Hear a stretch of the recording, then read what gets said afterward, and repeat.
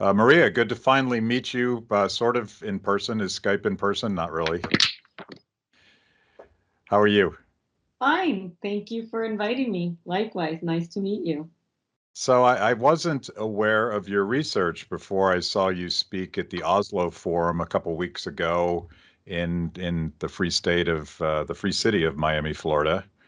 And you talked a lot about um, Fidel Castro and the Cuban regime and how that's taking over Latin America.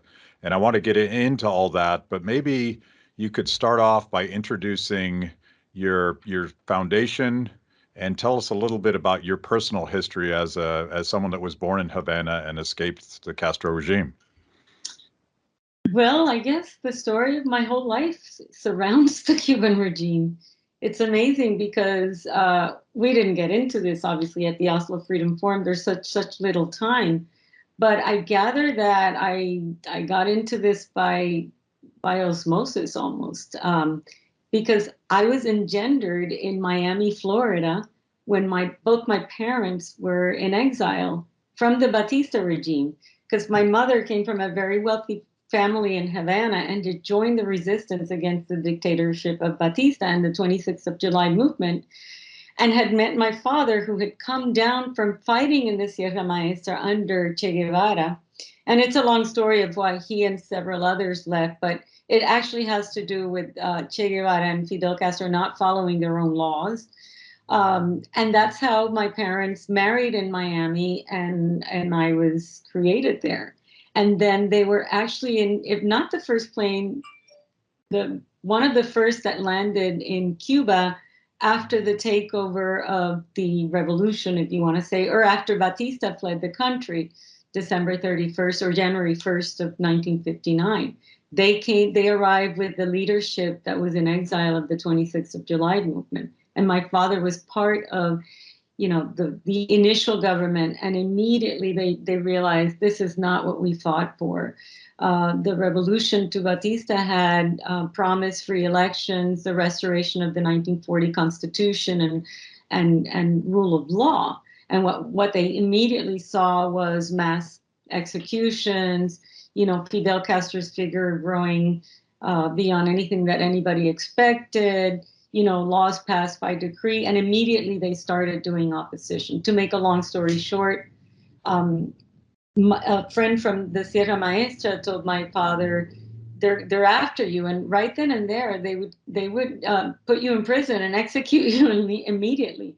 So my parents were trying to get my documentation because I was born August is 1959, a few months after the revolution came to power, and they managed to flee to Miami again. So actually, my life comes back to Miami, sort of. I was away for many years, and that's Then he joined eventually the Brigade 2506 that invaded Cuba, and died in the Bay of Pigs. So then my family left Miami, and I grew up in Puerto Rico from age 8 to when I went to university in Washington, D.C. at Georgetown. And I never really went back to live there in my West Puerto Rico, but that was kind of like the calm years of growing up away from the trauma that we had lived in Miami, with the family torn apart, my father killed, little money, a lot of drama and sorrow and pain that I picked up when I was little. Puerto Rico is like a refuge from that. And sorry about that. I should have turned this off. And then when I went back to Georgetown, I again I was a student in foreign services, which is international relations. And every paper I had to do, I would focus on Cuba. And that's where I started to absorb this again. And then eventually I was the president of the Cuban Students Association. So we were very involved. And then I started a career in banking, moved to South America, lived in Venezuela and in Chile for 10 years. My husband then was not Cuban. He was German American, or American of German heritage. So I was away from the Cuba issue, but never away. It was always, very interesting to me. And I was always very involved and committed to the human rights and but raising a family and doing other things. And then we came back to the New York area. He got transferred back to the headquarters.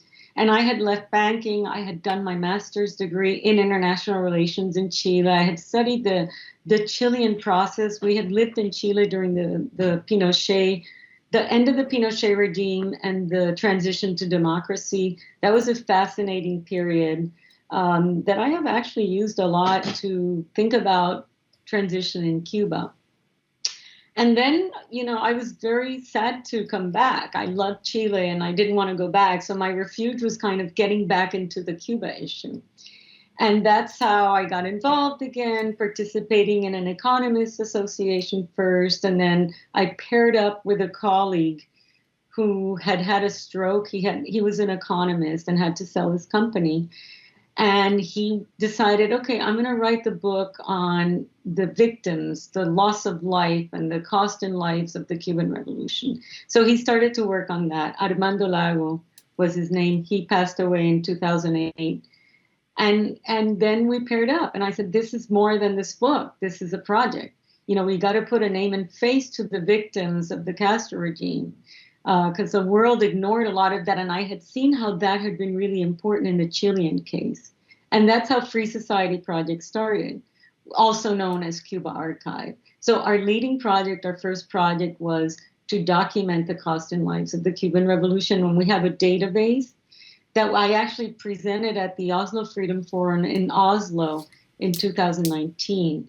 And we're very proud of that project. It's a tough project, but it's a beautiful project that honors the victims, that gives them a name, a story of faith.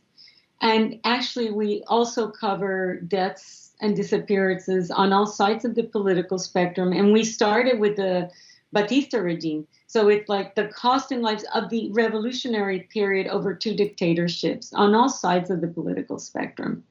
And that's how this project started. And then I realized I love academia. That's where I kind of feel more comfortable within that world of research, investigation, knowledge, and facts. And I thought, look, this is a very asymmetric battle.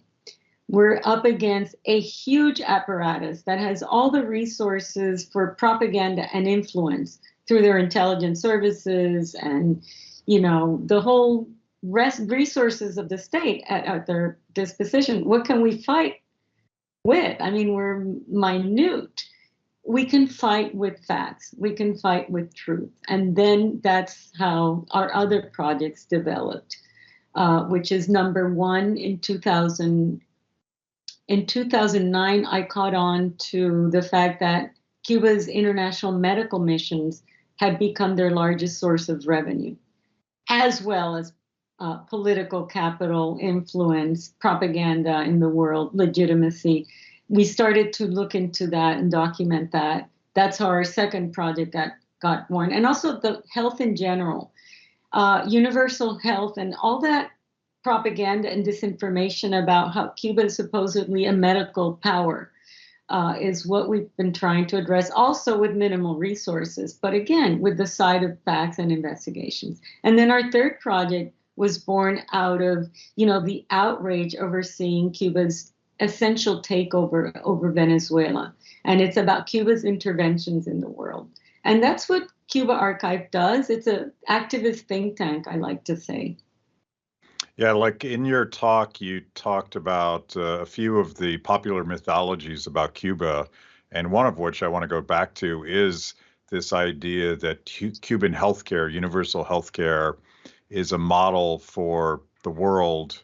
And you had some pretty compelling data. It's hard to find data in Cuba, as you point out, but you had some pretty compelling data demonstrating the impossibility that it's true. Talk a little bit about that. Yeah, well, it's a huge topic. And the problem with this is that unfortunately, the Pan American Health Organization and the World Health Organization has spent decades lending their credibility to Cuba's false statistics. So when you have a authoritarian, in the case of Cuba, it's a totalitarian system that controls education of the scientists and doctors and health professionals. where they control all the institutions. The whole healthcare system is under state control, where they control the manufacturing of medical supplies, drugs, etc., and where they are not just the one that commercialize them overseas, but also regulates them. They control everything. So then you have the World Health and Pan American organizations saying, oh, yeah, this documentation that they provide us, these statistics are true. And Cuba supposedly is one of the leaders in the world on infant mortality, on all sorts of data, on communicable diseases, and you name it, they're there. And when you talk to Cuban health professionals who have been in the system, or statisticians or economists, there's thousands that have left that are overseas. They tell you how this is controlled. And it's a scandal that, we have in the world this idea of a medical power built on those lies. I'm not saying that every statistic coming from Cuba is incorrect. We can't prove that. But most of them are in question, and some of them can be proven completely false. I just wrote a major work on the role of the Organization of Pan American Health, PAHO, Pan American Health Organization. I get them sometimes mixed up in Spanish and English.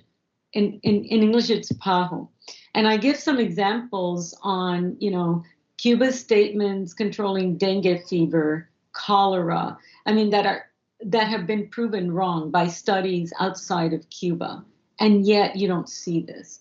It's really scandalous, but yet you have organizations around the world, including one in Oakland, California, called MEDIC, Medical Education Cooperation with Cuba. It's MEDIC with 2Cs.org, that has millions of dollars in budget, a full-time staff, a medical journal, access that we don't have, just dedicated to propagating this idea that Cuba is a medical power. Yeah. And how do you compete with that? They have taken, there's a report by the Atlantic Philanthropies that gave MEDIC $17 million in funding in the course of, less than 10 years, that took more than 600 trips of, staffers from Congress, medical associations in Havana, to the Potemkin tour that they subject them to. And then these people come back and they in turn propagate this idea. Well, Michael Moore made a movie about this, right? That's right. Sicko, exactly. And he went and filmed it from one of the facilities that are selected. There's like 18 facilities that we've identified where they take in medical tourism, which is a big deal in Cuba. It generates a lot of revenues. And, they take the people who are, many of them well-intentioned, with good intentions, go to Cuba to learn about Cuba, but it's all manipulated, very tightly controlled and fabricated. I have a colleague who worked on that, specifically receiving medical delegations from the United States. And he was actually terminated because he started to kind of give them hints at what the reality was. It's pretty impressive. There's a movie, I can't remember the title, that addresses Sicko and its manipulations of reality in Cuba.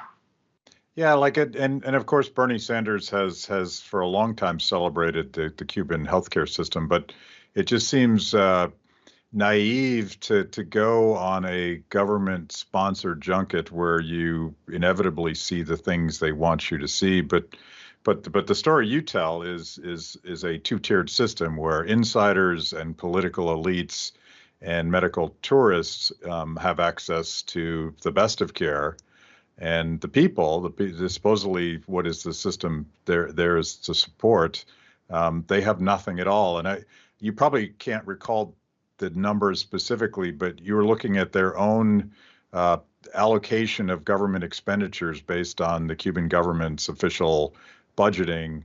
And as a percentage of their total budget, healthcare was a tiny little percentage. So it would be impossible to do the things that they say they're doing.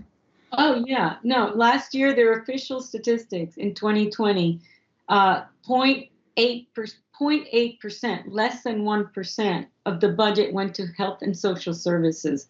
And almost 50% went to constructing hotels, five-star hotels for capitalist tourists.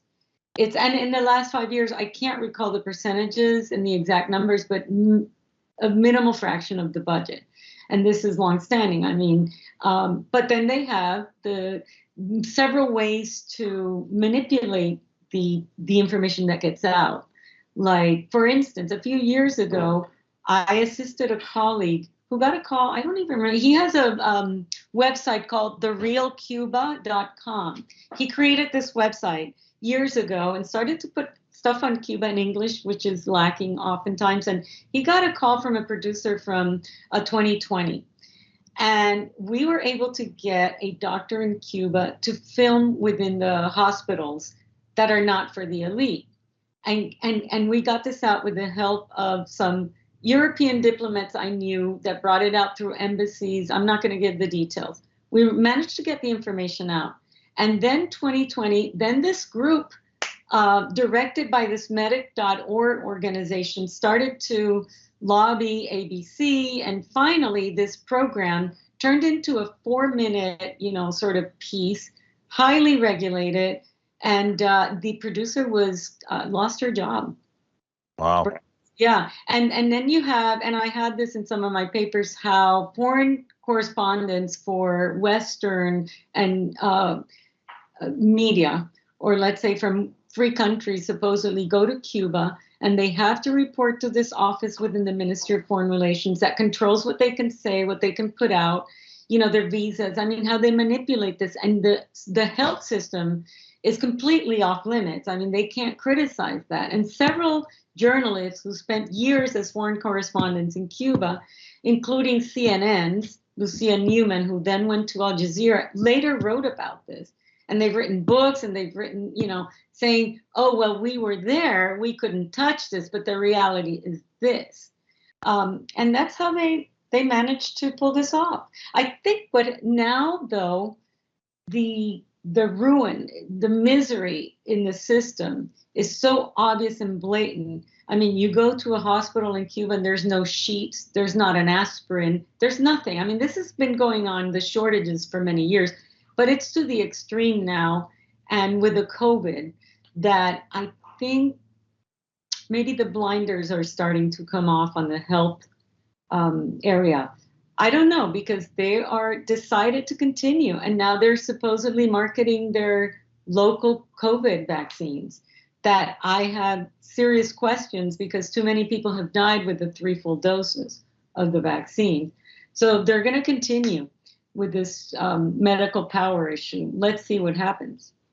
I've always been optimistic about, and there's all sorts of examples of how technology and the democratization of knowledge and stories and all that stuff actually has toppled totalitarian regimes. And I tend to be an optimist about the truth getting out. But when you control institutions that actively censor the telling of those stories, that's the less optimistic version of that story. And you've written a lot about this. Talk about sort of the propaganda that I guess you call it the Castro model, but the way to control the cultural narrative as a key to the ongoing success of Cuba, not just surviving in Cuba, but exporting that model across Latin America. Yes. Before that, let me tell you that I share your optimism regarding the truth coming out eventually, because what we've seen during the last year is social media. The government made a decision, and in the end, they will regret it, to allow Cubans to have cell phones. Before, it was very controlled, and they started to gradually open up the internet for 2 reasons. Number one, they wanted money, and this is a huge industry that is paid for by the diaspora. And second, they couldn't keep it up, and then tried to give the idea that they're reforming. So these stories, these films from the hospitals and the debacle all over Cuba are coming out every day. on social media, and you're seeing them. And the mainstream media, like the New York Times and others, who have, participated in this self-censorship, are starting to understand that they can't keep it up because the contrast in the reality that people are seeing is too much. So I'm hopeful with that. And it's an irony that, one thing that they did with one intention is now undermining them so much. Yeah, And it's hard. The protest. Yeah, I mean, and let's talk about propaganda, but I'll reinforce your optimism. I feel like it's hard to keep people down, and Cuba is an exception to that rule because it's been such a long-lasting, devastating model, and I'm optimistic with protests this summer that things are starting to break up and we can get there. But you have to give Castro credit. Like, how did he survive so long? Well, my book on Venezuela actually is about that in a sense. How does one of the chapters is what I called Cuba's core competence. I don't think we got into this in the Oslo Freedom Forum because there wasn't time, but I think that is really important to understand how Cuba has been able to survive, despite the fact that it was a parasitic economy from very early on, because Cuba was self-dependent on food supply, was a thriving economy in many ways, even despite the Batista dictatorship. But very early on, with the imposition of centralized socialist planning, the economy became parasitic, first of the Soviet Union and then of Venezuela. And also of foreign capitalists who have lent billions to Cuba and have not been paid back.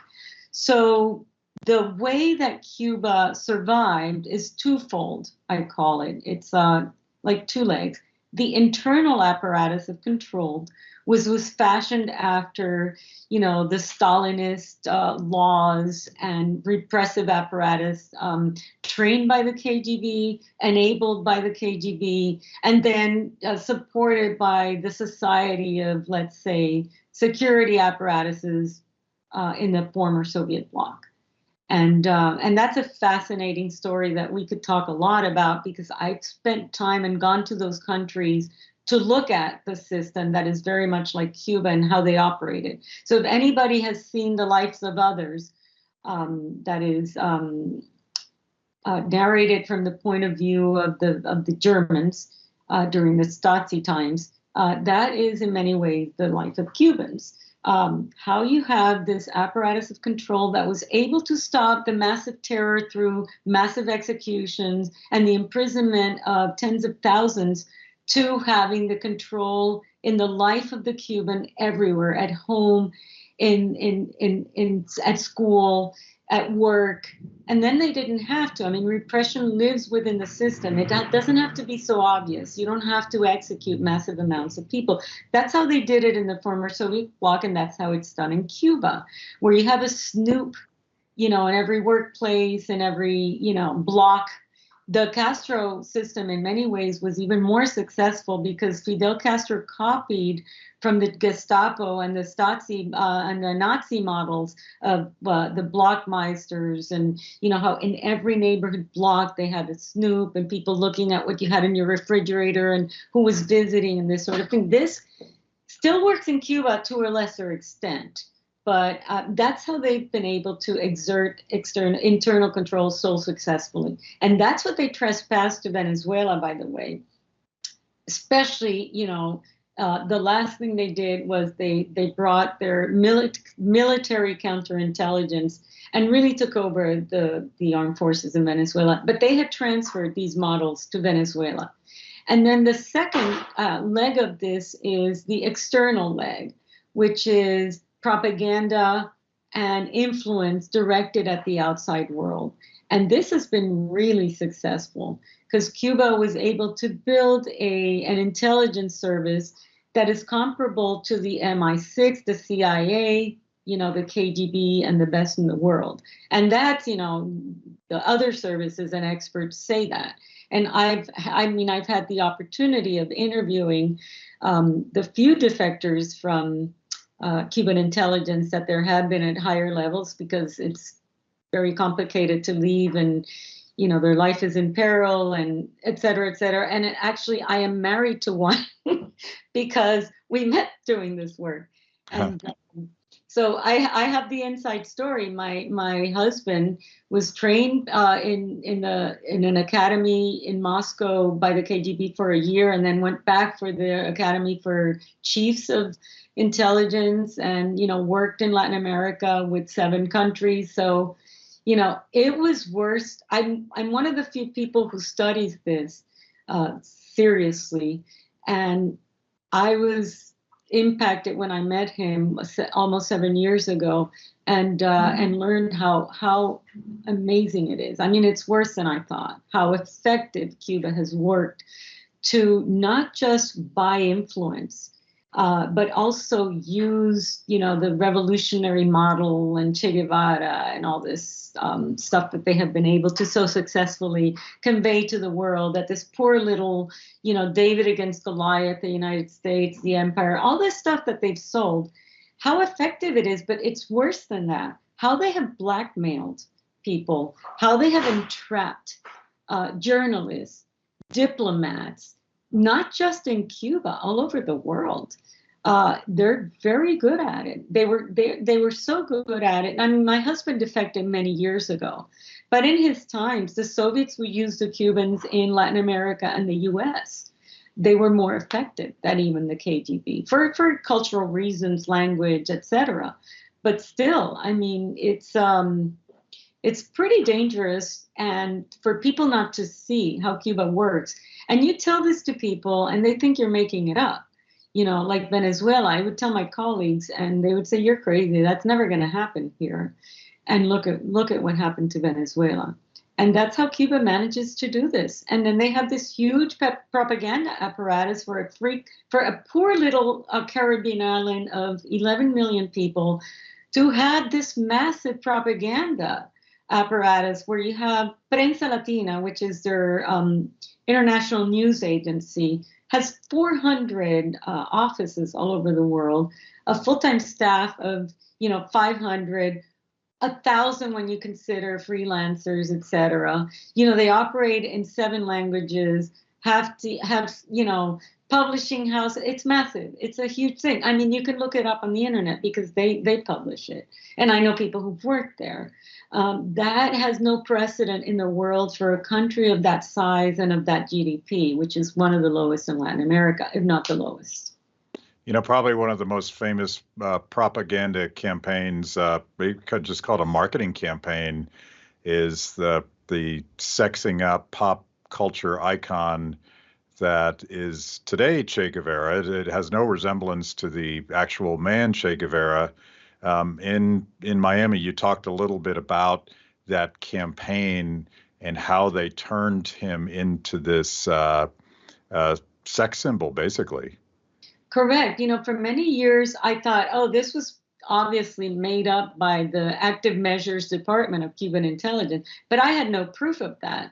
And, we published a book that I wrote in 2011 on Che Guevara's forgotten victims, because we realized when we looked at the bibliography, there was nothing on his many victims, and a lot on his own personal life and any minutia about Che Guevara.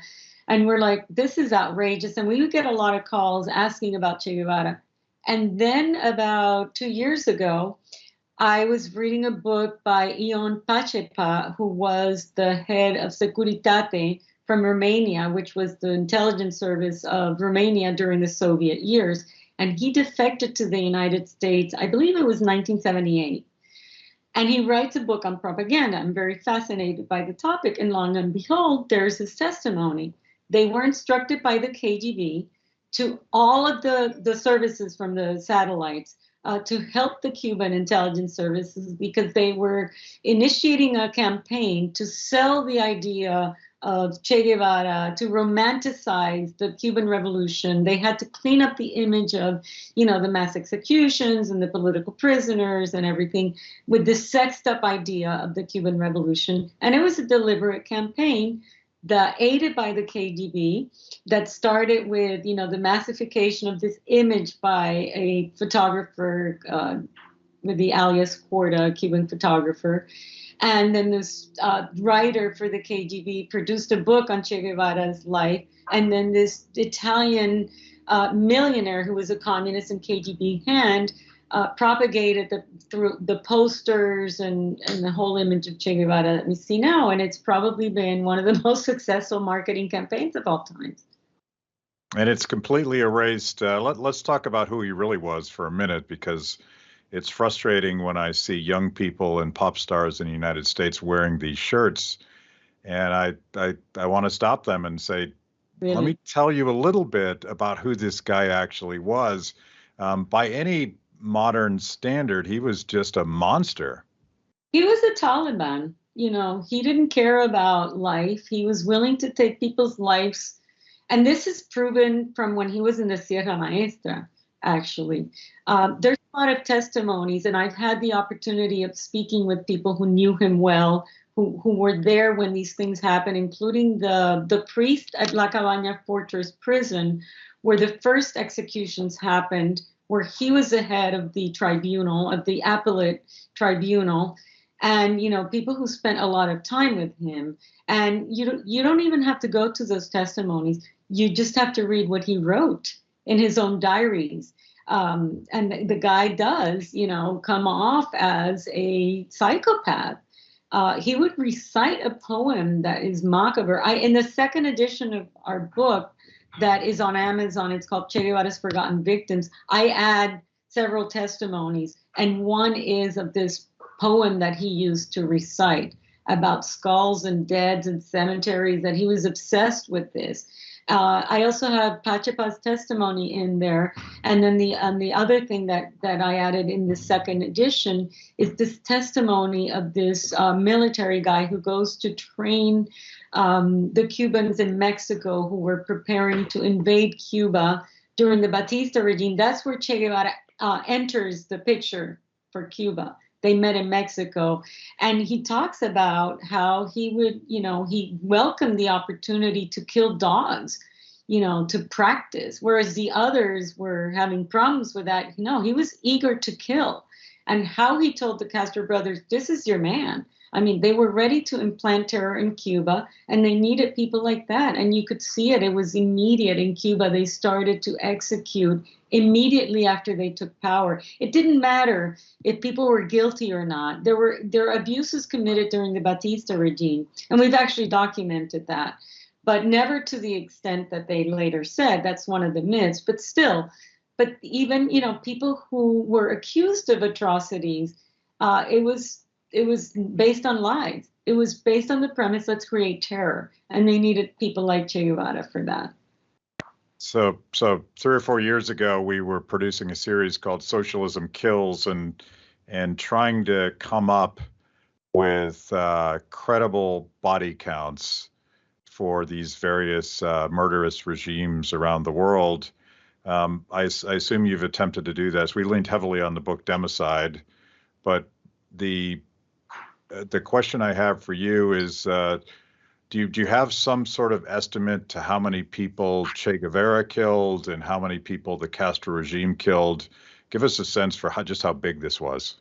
Well, that's a tricky question. I'll tell you why. Because in our book, Che Guevara's Forgotten Victims, we took, you know, the ones that we could document in the Sierra Maestra, then in Santa Clara, the city he takes over on January 1st, and they execute a number of people.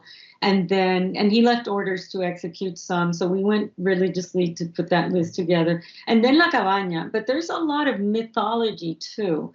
People exaggerating things and the numbers. And it's really hard after so many decades to get the actual testimony, put the list together. So I think we've documented not 200. The number does not reach 200. For that we say, okay, we can attribute these deaths to Che Guevara. 150 or 60 or something. I can't remember, honestly, even though I put the list together. But anybody who goes to our database can go and find case by case.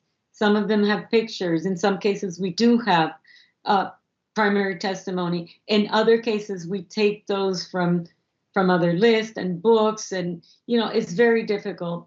But then you expand that and you have Che Guevara, you have testimony that Che Guevara was put in charge of Cuba's, let's say, National Bank or Federal Reserve, the equivalent.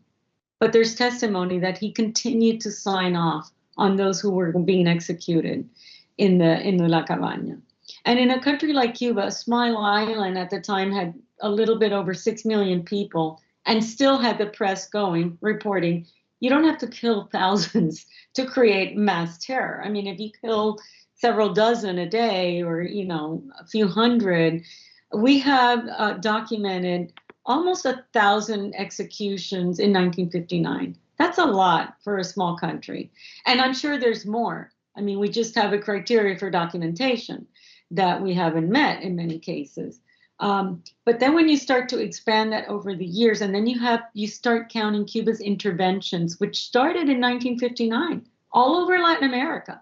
And Cuba intervened and created guerrilla groups and sponsored guerrilla groups all over the world, and then moved that to Africa and the Middle East. You can expand that and say, and I feel very confident in saying the cost in lives of this regime has been hundreds of thousands.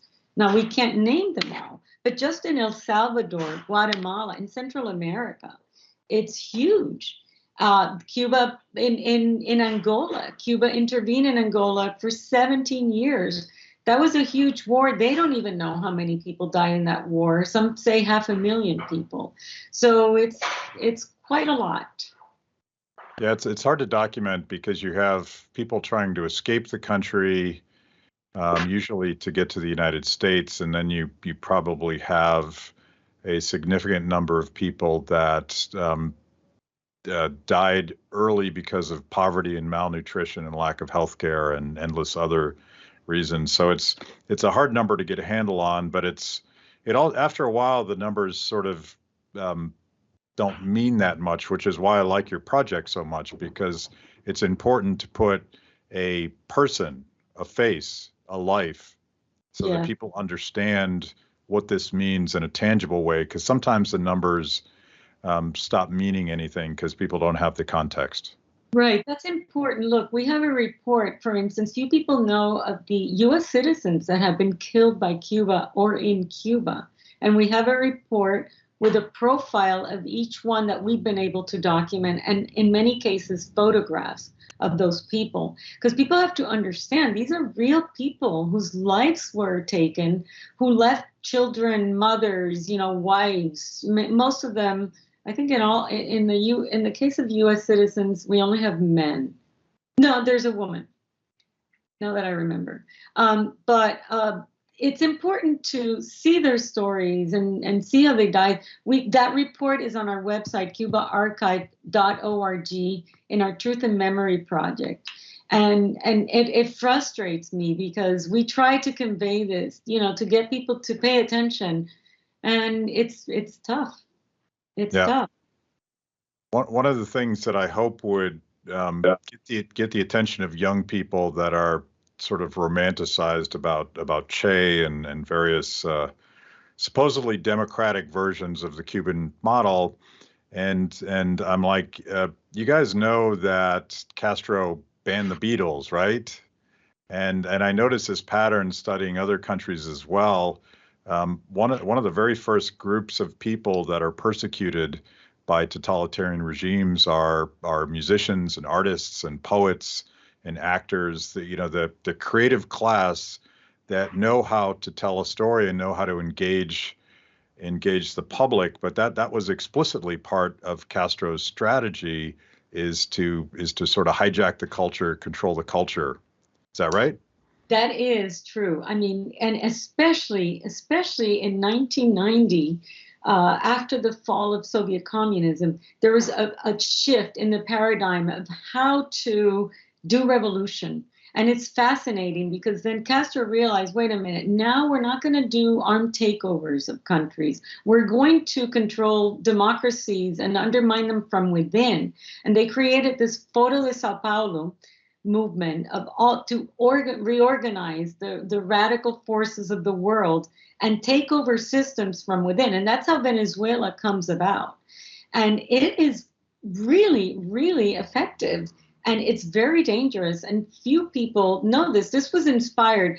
I mean, I caught on to this in 2014, writing about the Venezuelan criminal gangs, and I remembered from my college courses Antonio Gramsci, the neo-Marxist who argued about cultural, who wrote about cultural hegemony. I said, this is Gramscian.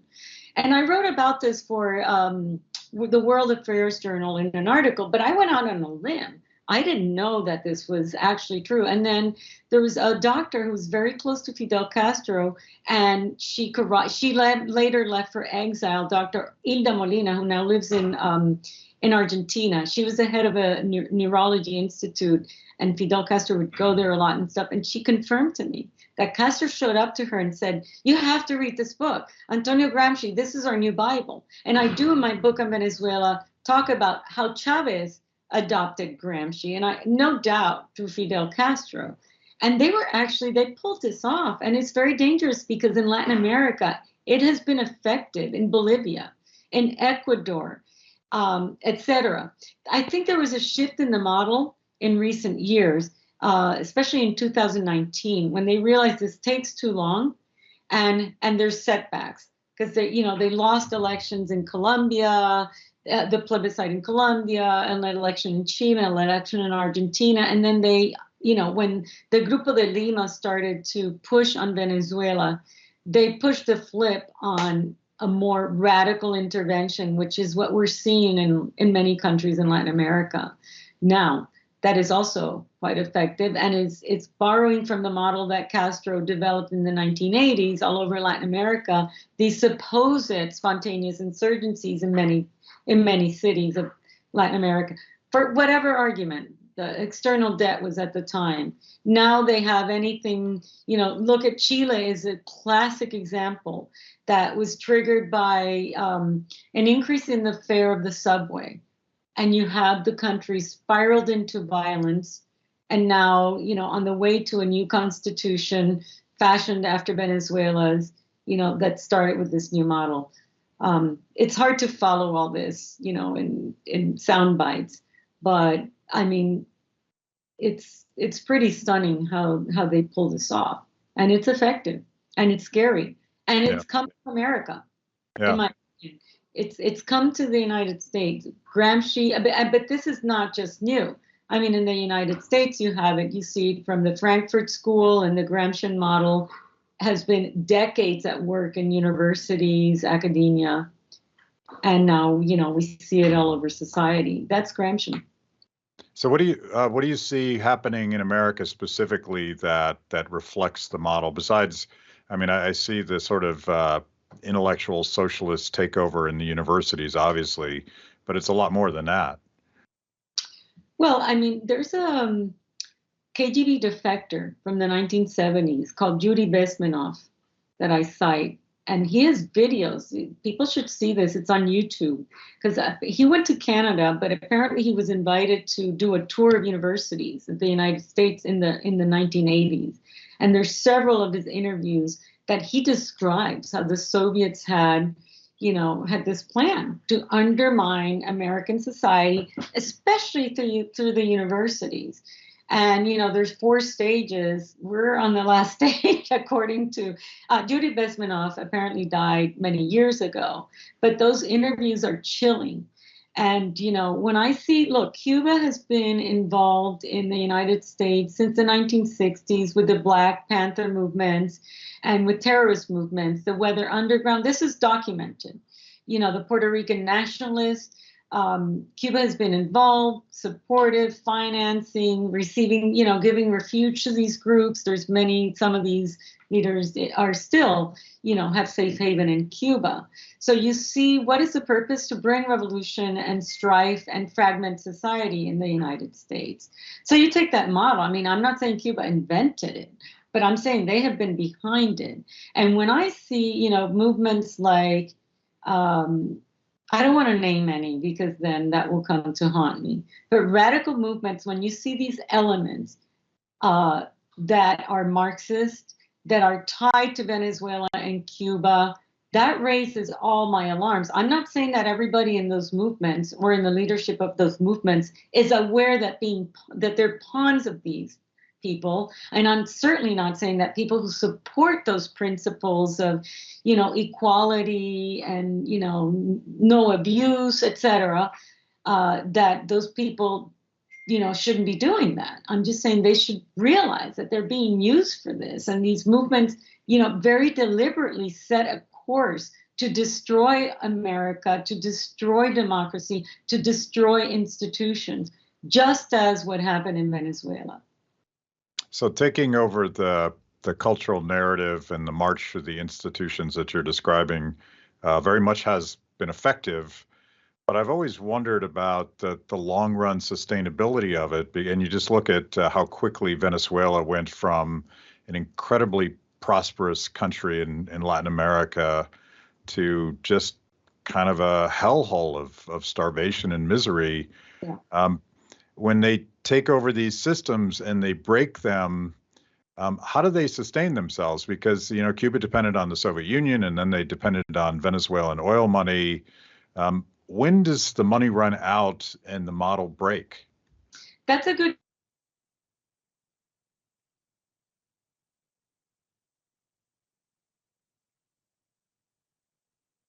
the oil production system now. They're paying the price for adopting the Cuban model of socialist central planning. However, Venezuela is rich in other resources like gold and other minerals like cobalt and stuff. So that illegal activity there, and also the Venezuelans adopted the Cuban model of drug trafficking and other illegal economic activities. So you have these mafias, that they help each other, Iran, North Korea, Syria, etc. And then the Chinese and Russia play a role of, helping strategically, etc. So you wonder how long is this, can they sustain themselves? The Venezuelan model probably can sustain itself for a long time because they have those resources. Now they have less and less to spread out among a population that is poorer and poorer every day. I can't answer how long that can go on. In the Cuba case, I think they've reached a limit. I think Cuba, for economic reasons, and then the whole series of other reasons that come with the economic debacle, is at the end. They can't sustain it because Cuba has been technically bankrupt since 1986, when they defaulted on their external debt with the Paris Club. And they tried to, Cuba has had incredible debt forgiveness. I mean, to a percentage that is huge and historic. And they still can't pay, the 10% or whatever that they negotiate with Japan and Russia, et cetera. So they don't have access to capital in the world. Venezuela, they've melted. And the Russians and the Chinese are not going to come in and sustain that country, which is in ruins, the infrastructure, electricity, water, sewage. It would require billions of dollars just to bring it to a level of that sustains, basic services. I don't think they can do it. So who's going to come in and bail them out? Cuba right now is receiving donations from small Caribbean islands like St. Kitts and the Grenadines, little poor islands also going through COVID with a population of 50,000 are sending food to Cuba. I mean, that's how bad it is. So I think they've come to the limit unless they strike gold.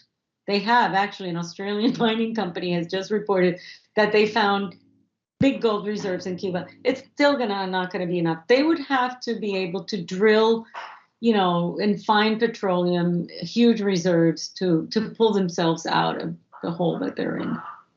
So one of the fascinating arguments that they're making now, and I don't know if this is an old argument or a new one, but blaming the U.S. embargo on Cuba, which is fascinating to me because the Maduro regime and his economic advisor, a Marxist from Spain whose name escapes me at the moment, he blamed capitalist imports, particularly on the border with Colombia. One of those. Colombia is the border with Colombia, yeah. He blamed the existence of food across the border as the core source of undermining the Venezuelan experiment in socialism. So now the Cuban government turns around and says, well, the United States is not allowing us to import these capitalist goods. What's your take on all that? I think that's the narrative that they always use. They always need to find an external source to blame. One of the things I talked at the Oslo Freedom Forum is this embargo narrative has been so pernicious, and it has been adopted by in the Western world by academia and the media. I mean, anything that happens in Cuba is the embargo. Obviously, that's what they use against the population. In Cuba now, nobody believes them because they see that the stores that operate in hard currency, where you can shop if your family sends you money from, the empire, people who left, and the big star, 5-star hotels for foreign capitalists are fine, whereas everything there is in ruin. So very few people believe that anymore in Cuba. But interestingly, in the Western world, you have the media saying, the lack of medical supplies in Cuba is the embargo. Well, that's false, because the embargo exempts food and medicine and many other things, and humanitarian aid. That is starting to gradually crumble. But they need that. They need that narrative to put the blame on the United States. And you see that. I mean, it's almost automatic in Cuba. Anything is the fault of if a plane falls, it's the United States. If a coconut falls in your head, it's the United States. It's almost pathetic. It's amazing how they can pull that off. But I think it's ringing hollow now. Yeah, I guess that was a classic Leninist strategy, that if you didn't have an actual enemy, you always needed to make one up. Absolutely. Because otherwise the revolution crumbles. So we had these massive protests in Cuba over the summer, and perhaps for reasons you've implied during this conversation, we don't hear about that anymore. What's going on, and give us some sense of hope that these people who are risking their lives every day for just a taste of the kind of freedom we enjoy in the United States. What's going to happen? How do we help them? What happened was very surprising. I mean, I've been wondering for the last year, when is there going to be an implosion? Because I mean, the extent of suffering in the daily lives of Cuban is bad. And summer is particularly bad because it's very hot and you don't even have fans. The electricity's cut. The people were dying of COVID with nothing, not even an aspirin to treat, not an ambulance to take them to a place. It's awful. So, but it caught me by surprise because they were spontaneous all over the country, because people were seeing that. And this actually did, I think, start spontaneously. Some people just got fed up and say, we're going to go and demonstrate on the street, which is, in Cuba, that you can't do that, obviously. And then people saw it on their phones, and it started to spread, and it spread to like 40 localities, towns and cities all over Cuba in one day. And this lasted like one day. The repressive force, of course, is very prepared to put this down, but they were caught off guard. And only one person was shot, so they didn't have orders to shoot. But what they did is they started arresting people in their homes. They have cameras, so they went to pick up people who filmed it or took out a sign. And right now they arrested thousands, and then more than 500 are still being kept and are being charged with up to 12 years of prison. That's their way of controlling the situation. And the presence of the police and the security forces was huge on the streets. So they put it down quickly, which is what they're trained to do. However, they can't put down the fact that people, I think, have reached a point where they don't care. They said, what more can I lose? And that's where the Cubans are. They are challenging the police verbally in the hospitals, on the streets. In Cuba, you have to get in line to buy anything, if there's anything to buy. They just can't keep it up the way that they repress. And I think they've gotten to the point where people just are going to go out and demonstrate. So now they've called for protests all over the country, or a civic march on November 15th. First, they went out and in several cities asked for permission to hold a peaceful demonstration. Because supposedly in the Cuban constitution, you're allowed to express yourself freely. And the government denied the permission. So the organizers, which is all very decentralized. I mean, it's people popping up, which is why this is so dangerous for the regime. This is not like a head, an opposition with a leader saying, we're going to demonstrate. No, this is like, Peter Smith from, Cienfuegos. Oh, I'm going to start a march and I'm going to go and then other people get together. That's why it's so effective. The organizers said, okay, we removed the official call for marches, but we're still going to march. So that's going to be really interesting to see how the government, which by the way, called for military exercises on the initial date of the march. So it's going to be interesting to see. But I think whatever happens over the next months, maybe even 2 years, is just the unraveling of this system. I think there is July 11th, which the demonstrations that first started is the beginning of the end for them. I've never been of that thought after observing how effectively these people can control. But I think unless they strike gold or get really big oil reserves, I don't see how they're going to survive. And it could take years to unravel. But the elite itself, the nomenclatura, you could see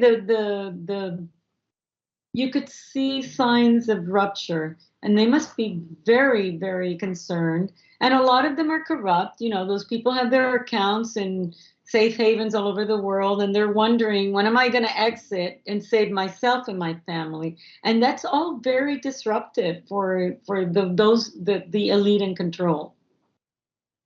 Well, that's a good optimistic way to end this conversation. Tell people where we can find your work and the work of Cuba Archive and other projects you're involved with, because I think a lot of folks will be interested in learning more. Thank you. Our website is cubaarchive.org. So it's Cuba and then another archive in singular, org. And then we have 2 publications in Amazon. It's easier to find them under my last name, which is Werlau, Werlau. That's the best way to find it in Amazon because the last name is strange. And they can always call or ask. We're always ready to help, especially academics and researchers who need information on Cuba. We're like a repository of a lot of information that's not online. So that we can aid anybody who wants to advance human rights through credible facts. And, we can't say we own the truth, but we can say that we are committed to truth with integrity and facts that we try to prove, to promote a debate on how to get Cuba, not just to get freedom, but how to solve the Cuban people's problems through a rule of law, and peacefully. That's what Cubans need to create a better future. Okay, thank you. Thank you, Maria, for doing this with us. My pleasure, and keep up the good work. That was amazing. Where can I get more content just like that? It's a great question. You're clearly a discerning consumer of the best content. Make sure to like the video, subscribe, and click the bell. And if you're consuming podcasts, go to Apple, Stitcher, anywhere you get them. I'm in. Kibbe on Liberty, honest conversations with interesting people.